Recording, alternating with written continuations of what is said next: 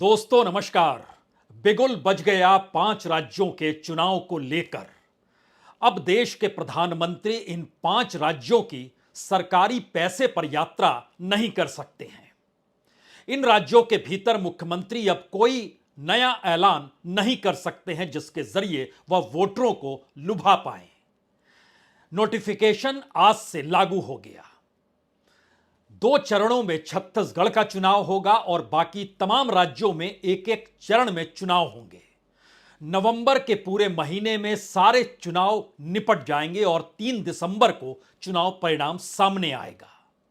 और पहली बार चुनाव आयोग ने माना कि इस दौर में मनी ट्रेल पर नजर रखनी होगी। समझना होगा कि कोई पैसा कितना खर्च कर रहा है और उसके लिए बकायदा पुख्ता व्यवस्था इस बार की गई है।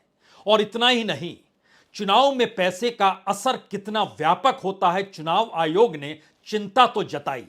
और शायद इसीलिए राज्य स्तर पर हो या केंद्र स्तर पर हर जांच एजेंसी से चुनाव आयोग ने बात की और इसका खुला इजहार आज खुलकर किया कि यह बातचीत हर जांच एजेंसी से हुई है, चाहे वो आईटी हो, चाहे वो डीआरआई हो, चाहे वह ईडी हो, चाहे वो आरबीआई हो, चाहे नैरोकॉटिक्स ही क्यों ना हो। यानी चुनाव के दौर में जो भी पैसे को लेकर संस्था जुड़ी रहती है और जिसका काम होता है जांच करना, वह जांच करे, समझे, परखे, रिपोर्ट फाइल करे। इलेक्शन कमीशन उसे देखेगा, समझेगा, जानेगा।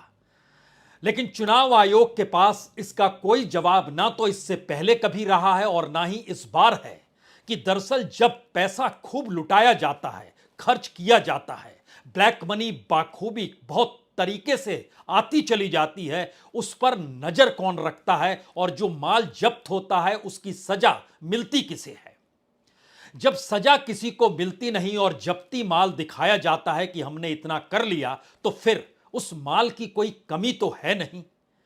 लेकिन इलेक्शन कमीशन ने इजहार किया, यह काफी है ये बताने के लिए कि पिछले दिनों कर्नाटक के भीतर जितना पैसा खर्च हुआ वह कर्नाटक चुनाव में उससे पहले के चुनाव की तुलना में लगभग 4 से 5 गुना ज्यादा खर्च हुआ था।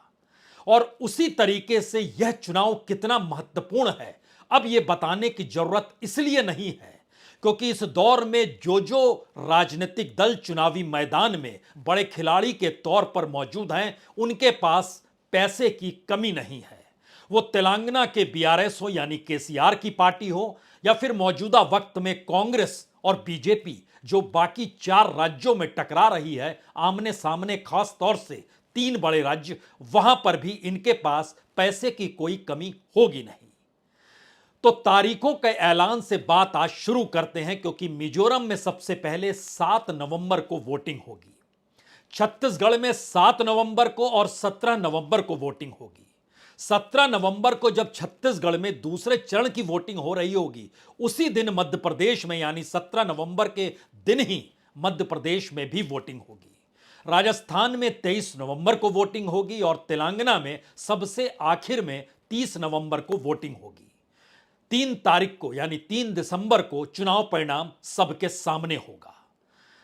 तो क्या यह एक स्वतंत्र साफगोई के साथ चुनाव के ऐलान का जो खुद चुनाव आयोग ने ऐलान किया, क्या उस पर नजर आज रखी जाए या इस बात का जिक्र किया जाए कि कैसे यह चुनाव किस मामले में इससे पहले के तमाम चुनाव से अलग भी है और राजनीतिक तौर पर शायद लोकसभा चुनाव के ऐन पहले का मतलब होता है 100 दिन से भी कम का वक्त बचा हो और तब राज्यों के चुनाव परिणाम कितना बड़ा असर आने वाले वक्त पर डालेंगे। इसीलिए यह चुनाव चाहे अनचाहे बहुत बड़ा हो गया। लगभग 16 करोड़ 14 लाख वोटर इन 5 राज्यों में वोट डालेंगे। कुल मिला दीजिएगा सारी सीटें तो 679 सीट 679 सीट पर वोट पड़ेंगे। जो बिल्कुल नए बच्चे निकल कर आ रहे हैं उसमें जिनकी उम्र 1 जनवरी को ही 18 बरस की हुई है, ऐसे 15 लाख बच्चे भी इस बार वोट डालेंगे। और कुल मिला के पहली बार वोट डालने वालों की संख्या लगभग 60 लाख 2,000 होगी। यह एक खाका है जो चुनाव आयोग के जरिए बताया गया कि हमने किस मशक्कत के साथ इस चुनाव की तैयारी की है। लेकिन आइए जरा इस बात को अब परखने की कोशिश कीजिए कि पहली बार ऐसा चुनाव जिसमें क्षत्रपों की भूमिका कोई मायने नहीं रखती है। क्षत्रप अपने तौर पर बीजेपी की पहचान रहे, लेकिन राजस्थान में वसुंधरा राजे को यह चुनाव होते हुए देखना है। शिवराज सिंह चौहान को भी इस चुनाव में जीत दिलाने के लिए एड़ी चोटी का जोर लगाना जरूर है, लेकिन वह उस चुनाव से दूर है। तो वसुंधरा राजे राजस्थान में, शिवराज सिंह चौहान मध्य प्रदेश में और रमन सिंह छत्तीसगढ़ में, इन तीनों की पहचान पहले हुआ करती थी, लेकिन इस चुनाव में इनकी कोई राजनीतिक पहचान चुनावी जीत के बाद इनको सत्ता दिला देगी, ऐसी कोई लकीर बीजेपी ने नहीं खींची। तस्वीर एक ही है, यानी चुनाव चिन्ह सामने है और दूसरी तरफ प्रधानमंत्री मोदी की मौजूदगी है। तो मोदी और शाह की बीजेपी का यह पहला बड़ा चुनाव लोकसभा के ठीक पहले है।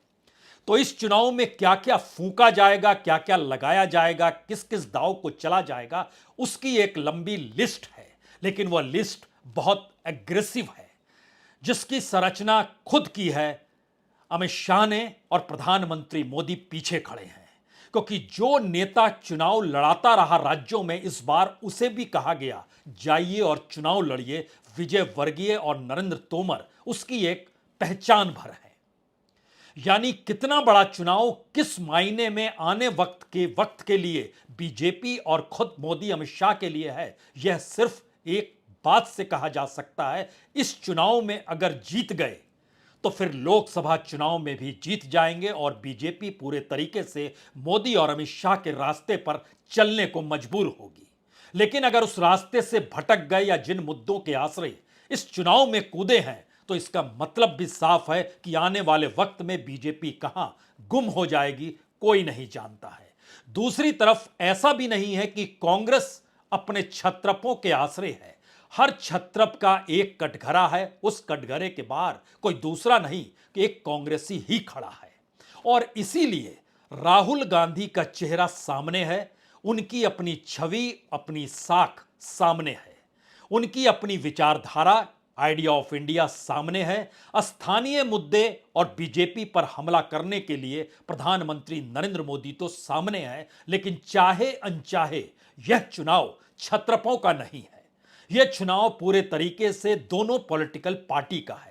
और तीसरी तरफ तेलंगाना में, जहां पर एक वक्त जब सरकार बनाए थे तब टीआरएस थे, अब जब चुनाव लड़ रहे हैं तो बीआरएस हो गए। जिक्र केसीआर का कर रहे हैं और केसीआर के लिए यह अस्तित्व के सवाल का चुनाव है। अगर पार्टी सत्ता में नहीं आई तो फिर आने वाले वक्त में वो कहां गुम हो जाएगी, कोई नहीं जानता है। क्योंकि जिस रास्ते बीजेपी चल पड़ी है, उस रास्ते वह हमेशा अपने लिए नए नए विकल्पों का इस्तेमाल इन राज्य चुनावों में बाखूबी कर रही है, करेगी भी। तो पहला मैसेज बहुत साफ है, यह क्षत्रपों का चुनाव बिल्कुल नहीं है। यह उन नेताओं का चुनाव है जिन नेताओं को 2024 में आमने सामने खड़े होना है। क्योंकि गहलोत के ठीक समानांतर सचिन पायलट खड़े हैं, इससे इनकार कोई नहीं कर सकता है। दोनों ने गलबैयां पता नहीं डाली कि नहीं डाली, लेकिन बैठकों में शरीक अगर हुए भी हैं तो भी जोर इस बात को लेकर है कि हमारे कैंडिडेट जीत जाएं, उसके कैंडिडेट कम जीतें। और दोनों ताकतों के बीच यह सबको पता है, यह गहलोत का आखिरी चुनाव है। आखिरी चुनाव से मतलब बहुत साफ है, चुनाव हार गए तो संन्यास ले लेंगे, चुनाव जीत गए तो उसके बाद अगर दिल्ली में 2024 के चुनाव के बाद हाईकमान वाकई मजबूत हो गया तो फिर उन्हीं का इशारा चलेगा, उन्हीं का रिमोट चलेगा। वो पिछली बार की तरह गहलोत दिल्ली से भेजे हुए पर्यवेक्षकों को बाहर का रास्ता दिखा नहीं पाएंगे। कमोवेश बघेल सबसे मौजूदा वक्त में ताकतवर नजर आ सकते हैं, लेकिन पता नहीं टीएस सिंहदेव या ताम्रध्वज साहू आने वाले वक्त में किस सियासत रणनीति के तहत चीजों को आगे बढ़ाएं। क्योंकि इससे पहले का चुनाव जब कांग्रेस वहां पर जीती थी, सभी एकजुट थे, सभी की ताकत बराबर थी, सभी का कद, सभी का चेहरा एक बराबर था और दिल्ली ने तय किया था कि बघेल सीएम होंगे। वो जनता के बीच रहते हैं, सड़क पर रहते हैं, वो राजा जी भी नहीं है और वो अपने तरीके से उस हिस्से को भी नहीं जाते हैं जहां पर सिर्फ वो अपने आप को आदिवासी के साथ खड़ा कर सके। तो ताम्रध्वज साहू हो या टीएस सिंहदेव हो, लेकिन पता नहीं कौन कैसी चाल चलेगा। कमलनाथ अपने तौर पर एक छत्र तरीके से मध्य प्रदेश की सियासत को थामे हुए हैं और यह सबको पता है कि कांग्रेस के भीतर कमलनाथ की मौजूदगी मध्य प्रदेश के भीतर उस ताकत से जुड़ी है जो सही मायने में चुनाव के वक्त सबसे महत्वपूर्ण होती है। लेकिन फिर वही सवाल है कि 12 से 15 महीने के भीतर इससे पहले मध्य प्रदेश में कमलनाथ की सत्ता उनके हाथ से खिसक कर क्यों चली गई थी। इसका जवाब दे पाने की स्थिति में क्या ज्योतिरादित्य सिंधिया आ जाएंगे? तो एक एक क्षण के लिए परखिए यह चुनाव कितना महत्वपूर्ण है और क्यों इस बात का जिक्र हो रहा है कि इस चुनाव के जरिए कौन सी विसात बिछ रही है। इस चुनाव में राहुल की भारत जोड़ो यात्रा की परीक्षा है। इस चुनाव में मोदी के चेहरे की परीक्षा है। इस चुनाव में केसीआर का भविष्य तय होना है। इस चुनाव में कमलनाथ और गहलोत का आखिरी दांव चला जाना है। इस दौर में सचिन पायलट की चुनौती है अपने उम्मीदवार को जिताना। इसी चुनाव में बघेल अपराजय हैं या नहीं और कांग्रेस की एकजुटता सिंहदेव के साथ खड़े होकर उन्हें जिता पाती है या नहीं, यह भी सवाल है। वसुंधरा और शिवराज सिंह चौहान आखिरी पारी खेलने की दिशा में बढ़ चुके हैं या आने वाले वक्त में इन चुनाव के बाद एक नई शुरुआत करेंगे। मोदी और शाह बीजेपी अपने तौर पर जो ले जाना चाहते हैं वह भी एक नायाब राजनीतिक प्रयोग है। और इन परिस्थितियों के बीच जो तीन मुद्दे सबसे बड़े इस दौर में है वो पहली बार सांप्रदायिक ध्रुवीकरण कर पाने की स्थिति में बीजेपी अब है या नहीं है।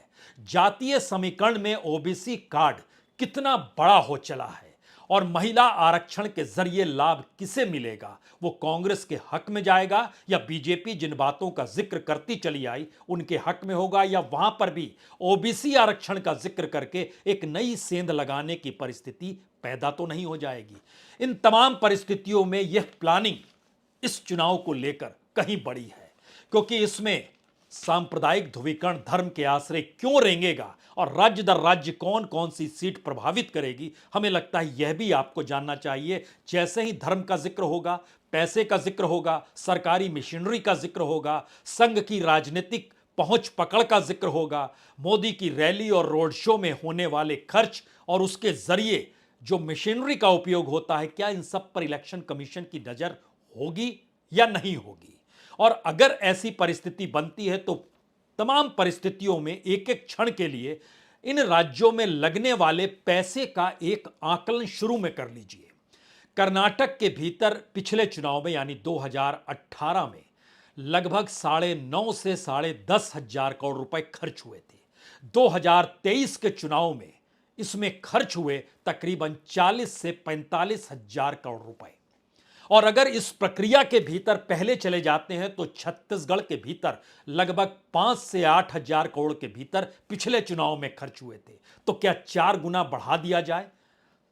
क्योंकि इस दौर में छत्तीसगढ़ की पूरी खनन व्यवस्था भी दांव पर है। अडानी भी वहां घुसने का प्रयास कर रहे हैं और खुलकर उसका विरोध वहां के मुख्यमंत्री करते हैं और खुलकर सपोर्ट विकास के नाम पर अडानी के जरिए कहीं ना कहीं बीजेपी करती है। तो वहां की माइनिंग परिस्थितियों के मद्देनजर जरा समझना होगा, जिस इंफ्रास्ट्रक्चर का जिक्र इस दौर में विकास तले होता है उसके पीछे एक बड़ी पूंजी जुड़ी हुई है। वो कितनी बड़ी तादाद में पूंजी इन चुनावों में लगेगी कोई नहीं जानता है। सत्ता पलटने की परिस्थिति अगर पैसों के जरिए आ सकती है तो फिर वो आ जाएगी। मध्य प्रदेश के भीतर तकरीबन 8 हजार करोड़ रुपए पिछले चुनाव में लग गए थे और दूसरी तरफ राजस्थान में भी तकरीबन 8 से 9 हजार करोड़ रुपए लगे थे।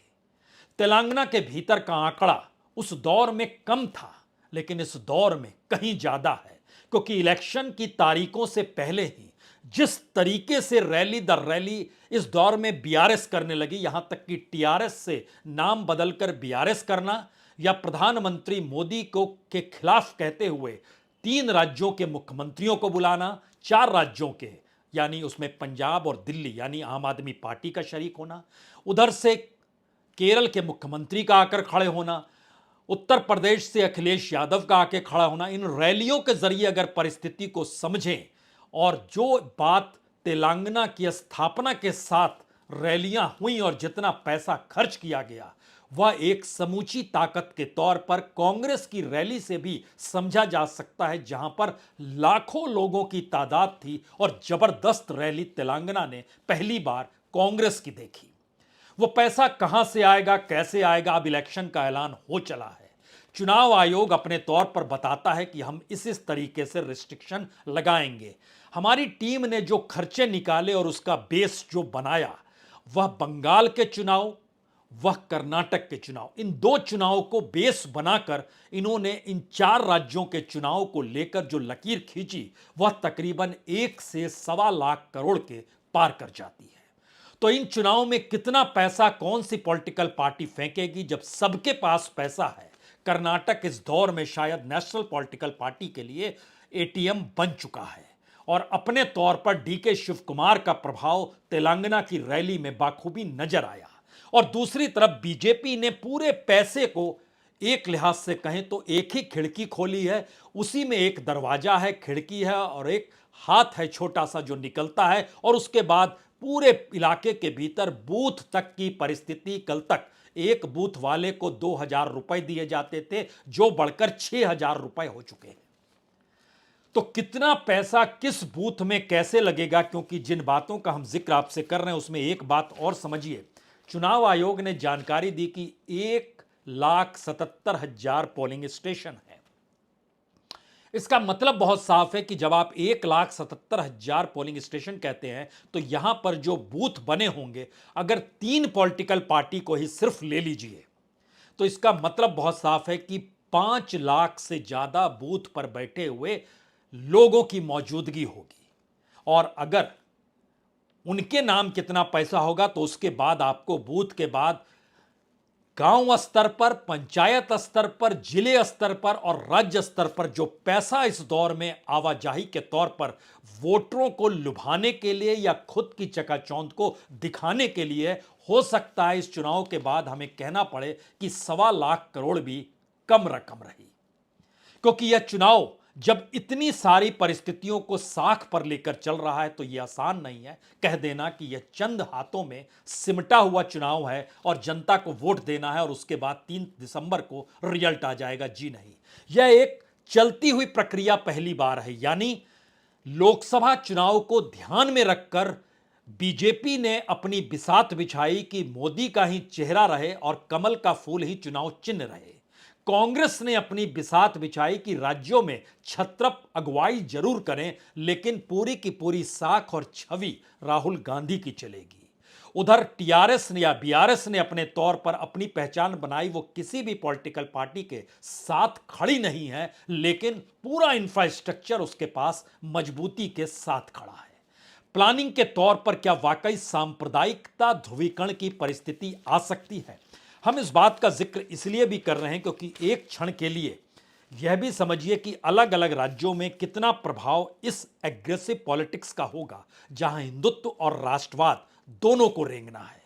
दूसरी तरफ जमीनी स्तर पर महिला, गरीब और किसानों को लेकर किस तरीके की बिसात को बिछाना है, और इन दोनों परिस्थिति से हटकर ओबीसी का वोट बैंक साधने की दिशा में कौन कैसे किस रूप में बढ़ेगा, यह भी एक सवाल है। धर्म के नाम पर जब हम सांप्रदायिक ध्रुवीकरण का जिक्र करते हैं तो एक क्षण के लिए समझिए कि तेलंगाना में 11 जिले ऐसे हैं जिसकी 32 सीट ऐसे हैं जो सीधे सीधे सांप्रदायिक ध्रुवीकरण से प्रभावित होती है। उसमें हैदराबाद, आदिलाबाद, कामारेड्डी, महबूबनगर, निजामाबाद, आसिफाबाद, निर्मल, रंगारेड्डी, विक्राबाद, वारंगल अर्बन और संगारेड्डी है। मध्य प्रदेश के 9 जिलों की 27 सीट ऐसे है जो सांप्रदायिक ध्रुवीकरण से प्रभावित होती है। भोपाल हो, बुरहानपुर हो, देवास हो, इंदौर हो, रतलाम हो, सीहोर हो, शाहजहांपुर हो, उज्जैन हो, विदिशा हो। राजस्थान के भीतर भी लगभग 12 जिले हैं जिसकी लगभग 32 से 35 सीट प्रभावित सांप्रदायिक ध्रुवीकरण से की जा सकती है। अलवर है, बाड़मेर है, भरतपुर है, चूरू है, नागौर है, सीकर है, जयपुर है, झुंझुनू है, जोधपुर है, कोटा है, सवाई माधोपुर है, टोंक का इलाका है। टोंक का इलाका, यह टोंक का इलाका जो अपने तौर पर आप पहचान पा रहे हैं, इसमें रमेश पिधोड़ी भेजे गए हैं। दिल्ली से उन्हें वहां भेजा गया। इस इलाके में सचिन पायलट की मौजूदगी है। गुज्जर वोट बैंक में सेंध भी लगाना है और सांप्रदायिक तौर पर एक उफान भी पैदा हो सकता है या नहीं, इसका भी परीक्षण करना है, क्योंकि ये सारे परीक्षण अपने तौर पर 2024 से टकराएंगे और मध्य प्रदेश के भीतर ऐसी परिस्थिति ना आए तो कमलनाथ ने भी इस दौर में भगवा चोला कुछ इस तरीके से ओढ़ लिया कि उनसे बड़ा हिंदुत्व का तमगा लिए कोई दूसरा चल नहीं रहा है। सियासत साधने की दिशा में वो बड़े हैं, लेकिन यह राजनीति कहीं घातक साबित तो नहीं हो जाएगी? और क्या यह परिस्थिति कहीं कांग्रेस के लिए मुश्किल हालात तो नहीं पैदा कर देगी? बजरंग दल पे कर्नाटक में प्रतिबंध है, लेकिन दिग्विजय सिंह खुले तौर पर बोल चुके हैं जी नहीं। मध्य प्रदेश में बजरंग दल के लोग इतने उग्रवादी नहीं हैं जिस रूप में वहां पर नजर आते होंगे, यानी इतने एग्रेसिव नहीं है। और उन्हें हिंदुत्व को लेकर इस तरीके से जो एस्पेक्ट कर्नाटक के भीतर है वो मध्य प्रदेश के भीतर नहीं है। तो राजनीतिक तौर पर परीक्षण हर मुद्दे को लेकर बड़े जबरदस्त तरीके से होना है।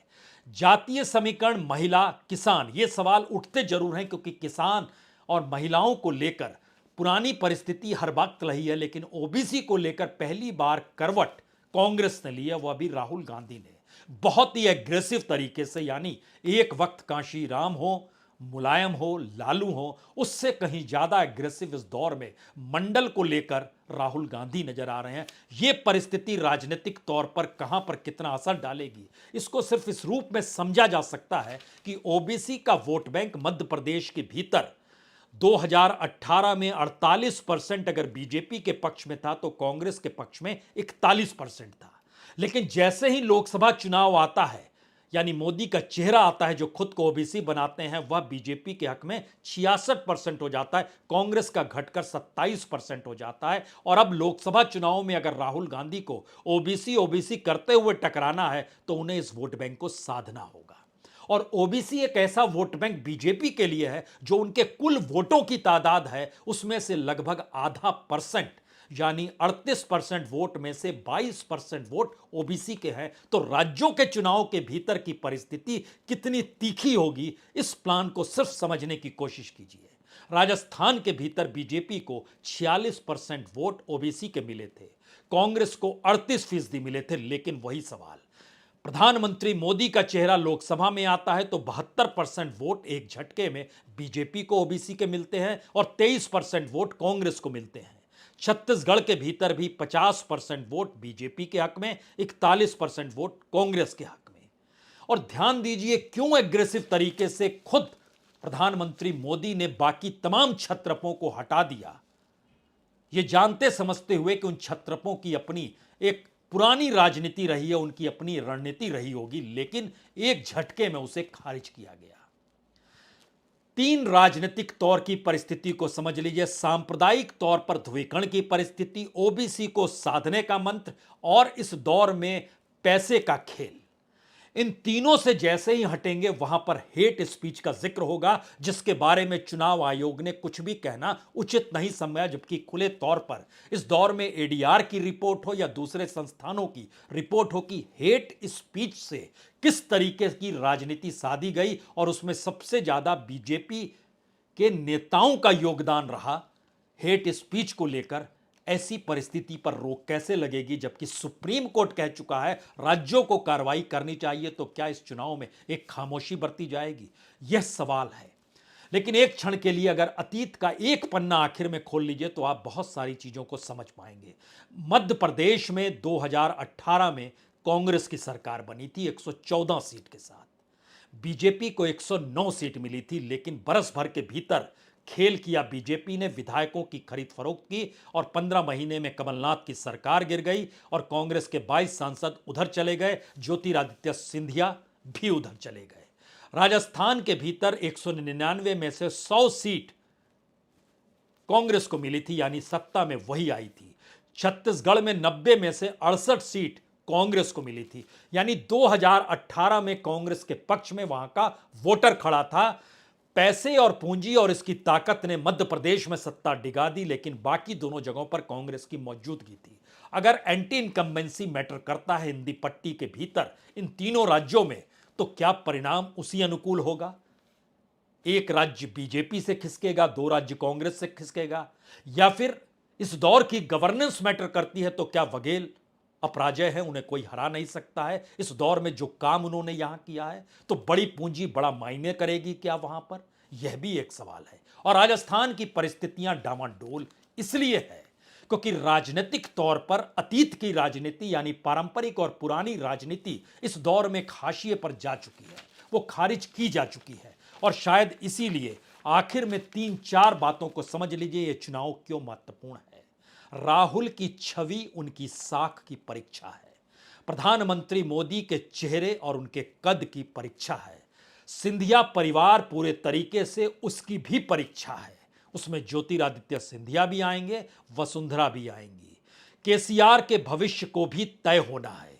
कमलनाथ और गहलोत की ये आखिरी लड़ाई और आखिरी दाव का अपना हिसाब किताब उन्हें चुकाना है। इन तमाम परिस्थितियों में यह चुनाव सिर्फ चुनाव इसलिए नहीं है क्योंकि पहली बार एक ऐसे चुनाव की दिशा में ये 5 या कहें 4 राज्य जा रहे हैं जहां पर दोनों तरफ की लड़ाई अस्तित्व की लड़ाई है और एक नई राजनीति का ऐलान है। इस नई राजनीति का मतलब बहुत साफ है कि पारंपरिक और छत्रपों की राजनीति के दिन खत्म और अपने उंगली पर नचाने वाली पार्टी के तौर पर बीजेपी की राष्ट्रीय पहचान और कॉरपोरेट घराने को छोड़कर किसान मजदूरों के साथ वामपंथी सोच को लेकर कांग्रेस का नया उदय और उस तस्वीर के हिस्से में नेहरू गांधी परिवार के राहुल गांधी की छवि, सब कुछ दांव पर है। और 3 दिसंबर को उसी के परिणाम निकल कर आएंगे। लेकिन अगले 1 महीने के भीतर क्या कुछ होगा, हर दिन हम आपके साथ जुड़ेंगे। बहुत बहुत शुक्रिया, बहुत बहुत शुक्रिया।